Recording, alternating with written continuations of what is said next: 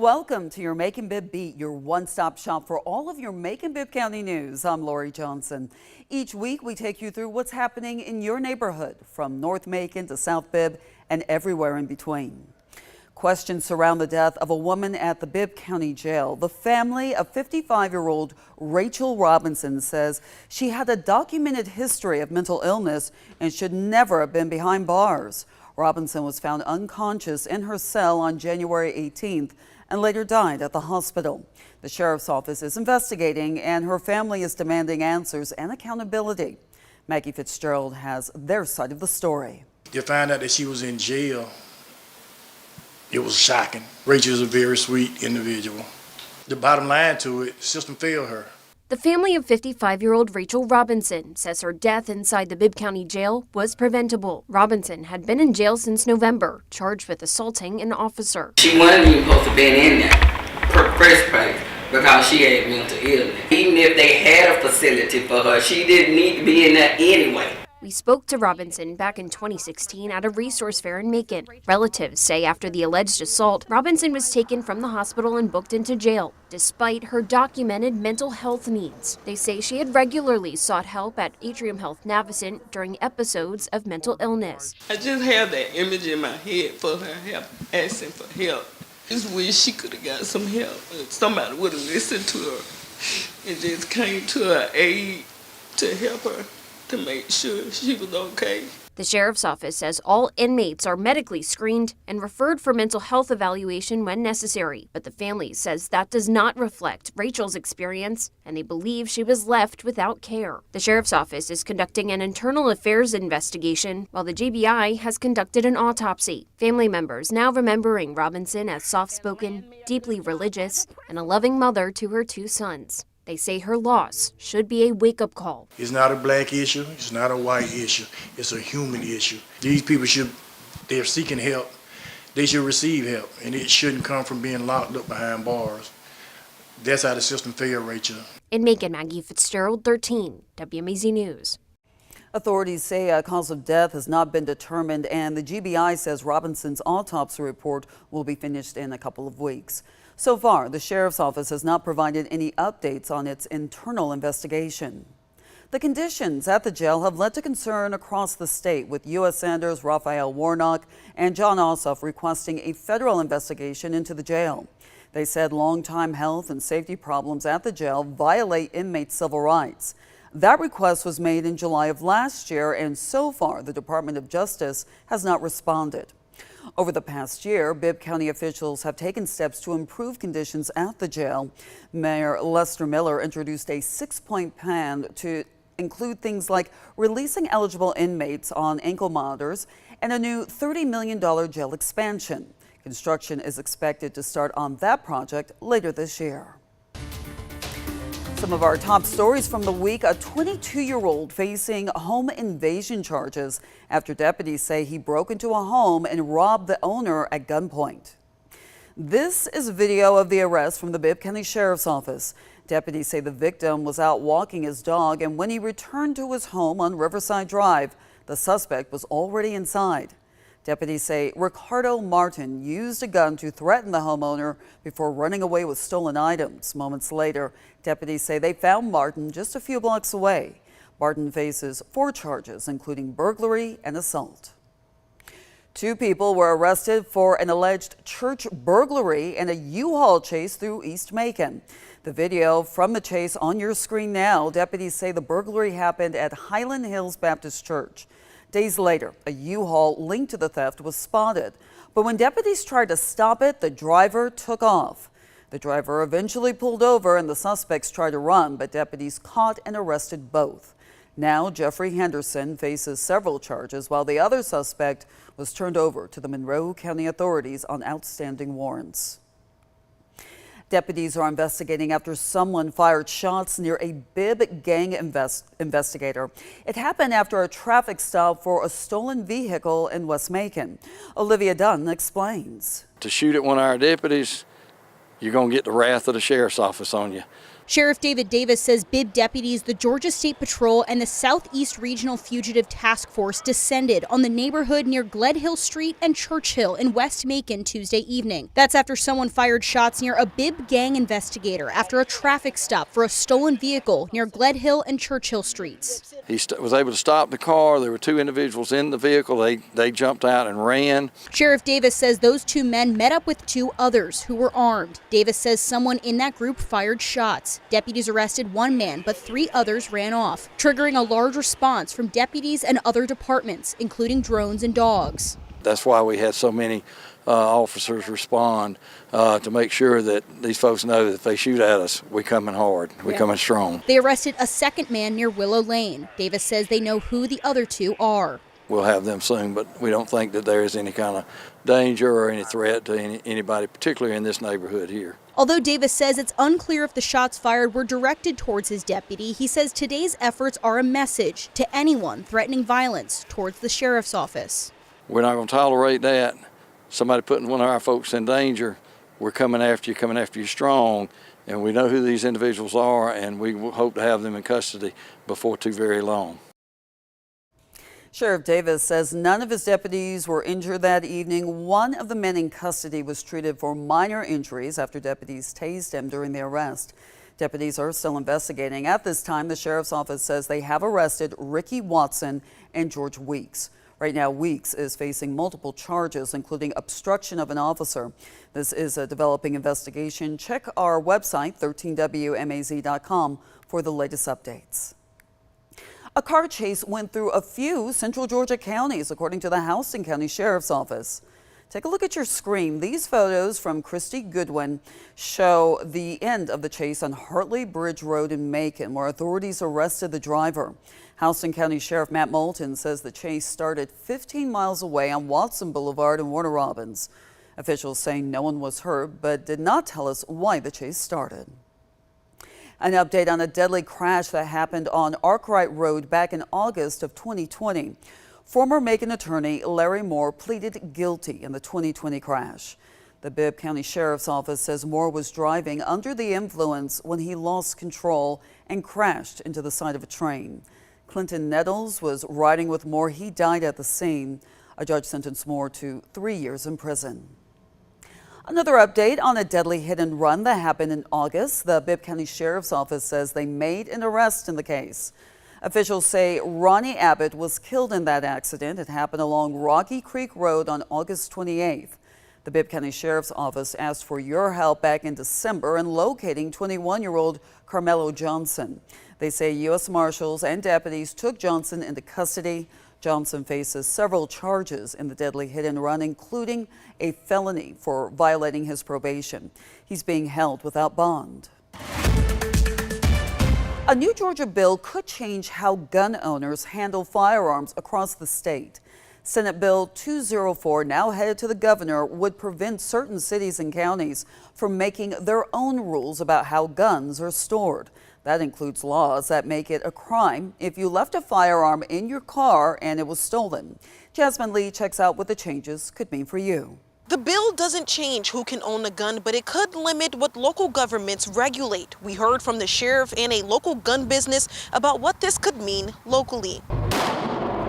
At Eagle Gun Range, safety is practiced with every shot. I think the legislation basically, in a nutshell, it corrects bad policy. Senate Bill 204 would set a statewide standard for firearm storage laws. If signed, cities and counties could no longer create their own ordinances that make it a crime if a legally owned gun is stolen from a vehicle. I don't think that holding law-abiding gun owners accountable for criminal activity of criminals is a good policy. Houston County Sheriff Matt Moulton says those local laws can turn the victim of a theft into the person being charged. Last year, there were 13 reports of guns stolen from vehicles in Houston County involving 16 firearms. I just think that responsible gun owners would secure their firearms. Take every measure you can to keep it safe. Local gun businesses say that responsibility starts long before a gun is ever left in a car. Unfortunately, it's a huge issue that is ongoing right now, people stealing guns out of cars. Mike Branchfield, manager at Eagle Gun Range, shows customers lock boxes and cables that secure firearms in a vehicle, demonstrating how a few precautions can protect both people and property. What's nice about these is they have a cable that attaches to it. It's a steel box with a key, also a combo option. There's a steel cable in it that can be wrapped around the base of your seat. Supporters of Senate Bill 204 says it ensures gun owners don't wind up as a target of law enforcement simply for being a victim. Reporting in Houston County, Jasmine Lee, 13 WMAZ News. The bill was sent to Governor Kemp on January 13th. He has 40 days to sign it into law or veto it. Lawmakers are also looking at more than a dozen bills that stalled last year, including a House bill offering tax credits for gun safety courses. 2 House bills would set up a state system to verify training hours for license renewals. New ideas are also hitting the floor, like a Senate bill to replace touchscreen voting machines with hand-marked paper ballots. Protesters took to the streets of downtown Macon, calling for an end to ICE and justice for Alex Preddy, who was killed by federal officers in Minneapolis. The march was part of a wave of protests sweeping the country from Minneapolis to Texas to Los Angeles. Now, Georgia's U.S. senators are speaking out, condemning ICE and weighing in on what these protests mean for our state. You can't ask me to be an accomplice to the killing of Alex Preddy and Renee Good. The Trump administration must end this lawless chaos. Hundreds marched through downtown Macon in a protest organized by the Middle Georgia Democratic Socialists of America. Olivia Dunn attended the march. She has more from protesters and organizers who want to bring their message to Central Georgia. Tonight, hundreds of protesters sharing a clear message as they marched through downtown Macon, calling for the abolishment of ICE. What do we want? ICE now! And we don't accept this. We don't want ICE here. We don't want them in our city, and we don't want them doing what they're doing. Kaylee Berger was one of a few hundred people who took to downtown Macon Wednesday night, protesting ICE and recent violence in Minneapolis. Organizers with Middle Georgia Democratic Socialists of America honored Alex Preddy and Renee Good during the march, who were both shot by federal agents. Berger and others stressed they're taking to the streets to abolish ICE and to show that there's opposition in Central Georgia. They're starting in Minneapolis, but this is something that's going to be around the country if we don't start stopping it now. And it's only going to get worse. The protest remained peaceful, with several counter-protesters following along as the marchers made their way from Rosa Parks Square to the federal courthouse. They hailed from across Central Georgia, like A.J. Thomas from Fort Valley, who says his faith guided him as he marched. The Christ we serve was also an immigrant, and he made it clear that we are to welcome in the immigrant.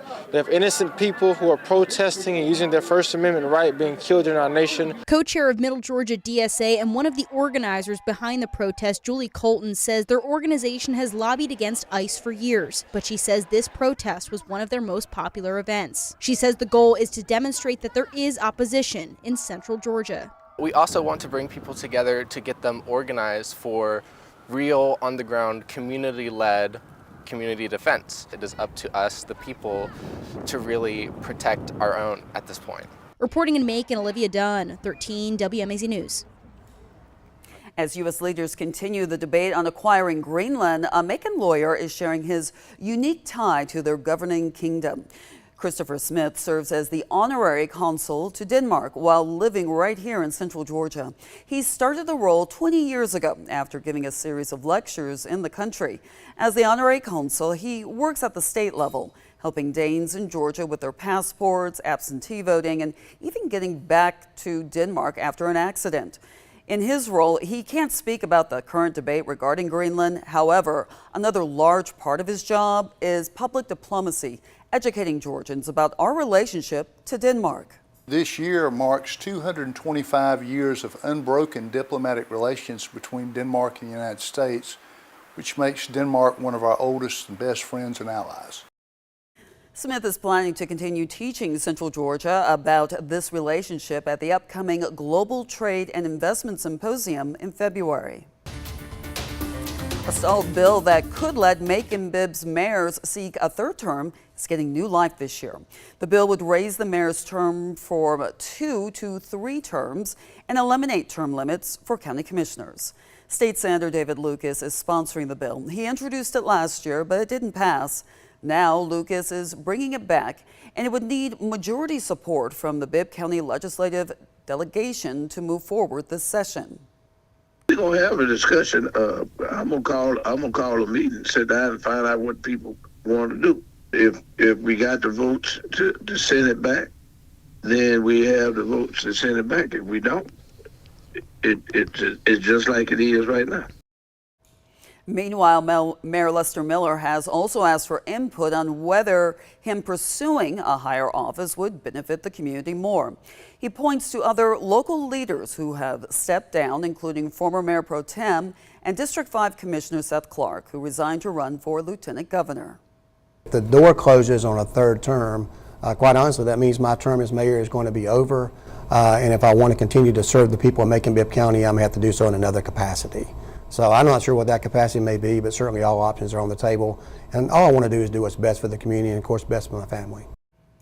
You can watch the full conversation with Mayor Miller right now on 13 WMAZ+. The mayor breaks down his thoughts on term limits, business on Presidential Parkway, and more. At Bibb County's State of the District address, School Superintendent Dan Sims took a different approach. Instead of charts and data, he told a story hoping to connect on a more personal way.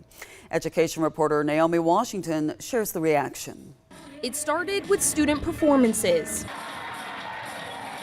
student testimonials. BCSD has shaped me into the person I'm becoming. Then Superintendent Dan Sims posed a question that framed his 20-minute address. What if the Bibb County School District didn't exist anymore? He used that question to talk about all the ways students and the community would lose out. Wait, you have another student. We went with this district to Ireland this summer to study abroad with Central Georgia Tech. That won't happen again? I'm afraid not. These two parents of Bibb students who also work for the district say they were moved by Sims' words. He really did a wonderful job of painting a picture of all of the programs, all of the support, all of the things that we try to expose our students to for their success. Manya Rutland, the parent of a Bibb student, admired Dan Sims' request that the district's supporters be louder than the naysayers. I believe my child's education is strong, but it takes a collective effort. I don't leave it in the hands of the school district to educate my child. I don't leave it in the hands of the teachers. It's a three-way effort between the parents, the teacher, and the student. He concluded saying that the district still has work to do and they can't do it without the community. There is a current attack on public education, and if we're not careful, public education will be compromised, and we have evidence of that happening right now. So today was about imagining a world without our school district. Sims says he plans to start a regular State of the District series on social media. In Macon, Naomi Washington, 13 WMAZ News. Georgia educators could soon use more sick days throughout the school year. Senate Bill 148 advanced recently and now waits for the governor's signature. Under this legislation, educators would have 5 sick days, up from the current 3. State Superintendent Richard Woods says this will help prioritize the mental health and well-being of educators. Woods is hopeful Governor Kemp will sign the bill into law. And Atrium Health Navicent is giving Central Georgia employees a boost. The minimum wage for eligible staff will jump by about $3 to $18.85 an hour. That's nearly a 20% increase. The raise is part of a more than $700 million investment, with hospital leaders saying salaries at Navicent have risen 160% since 2020. Some Central Georgians are receiving more money for Hurricane Helene relief. Senator Raphael Warnock announced Georgia is getting nearly $200 million in overdue Hurricane Helene recovery money. FEMA released the funds after months of pressure. About $100 million will be used in our area, with more than $78 million going to GDOT and $11 million going to Emmanuel County. The money is on top of the $300 million released last year. Senator Warnock says he'll keep fighting until Georgia gets every dollar it's owed. It's time for the 2026 Winter Olympics, and a local business owner gets to be part of Team USA. As Sammy Costas explains, it's a rare honor on a global stage, and Central Georgia is sending one of its own. Take a look. Pinch me, because oh my gosh. When the Olympics come calling, there's only one answer that seems right. Yes. I jumped at it. Absolutely. Roger Fleming is a sports medicine specialist here in Macon. He's been invited to be a part of the 2026 Winter Olympics medical staff for Team USA. Words can't express fully what it meant to me when I got that email. This is my first event ever for the Olympics. Every aspect of Team USA works together to strive for gold. They're looking for, like one team, one dream, one goal. Everybody's pushing in the same direction. Fleming's path to success started in high school. He first thought about playing college sports, as any young athlete does, but quickly realized following a path in sports medicine was a better fit. I feel like that's what I was meant to do. I've had a remarkable career in sports medicine up to this point, but this just hits different. Through over 3 decades in the field, he's made some incredible stops, including the Tampa Bay Rays, Arizona Diamondbacks, Macon Mayhem, and head athletic trainer at Fort Valley State.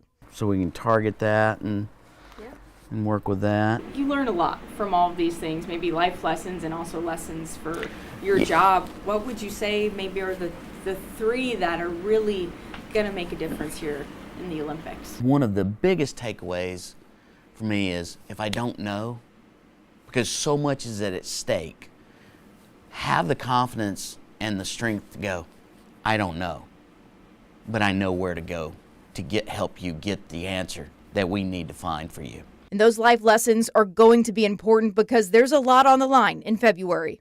And they go out and win gold. How freaking cool is that? So I'm excited about that opportunity. A labor of love is getting a fresh start in Tatnall Square Park. One man noticed the little library across from the children's playground was missing a door and coming apart at the seams. He decided to do something about it. It was originally built as a Mercer University project back in 2014.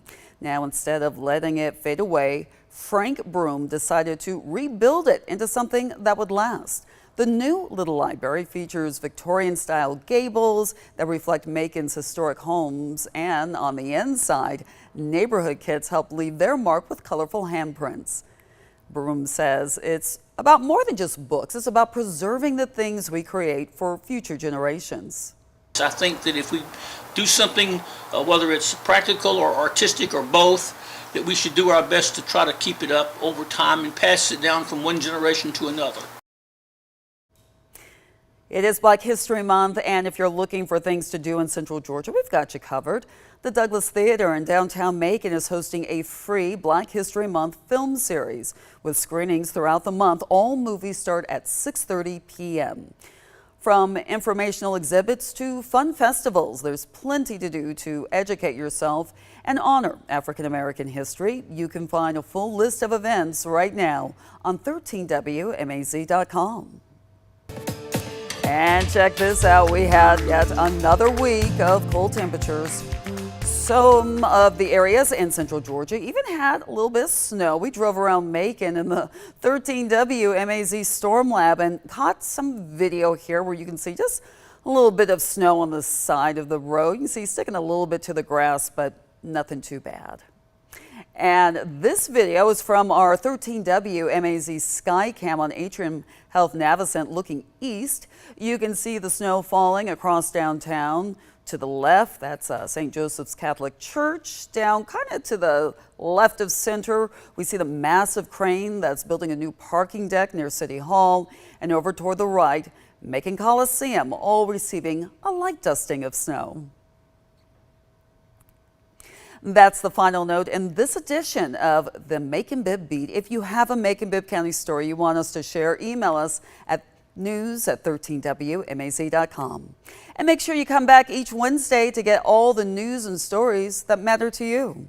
Thank you for joining us for your Macon-Bibb Beat.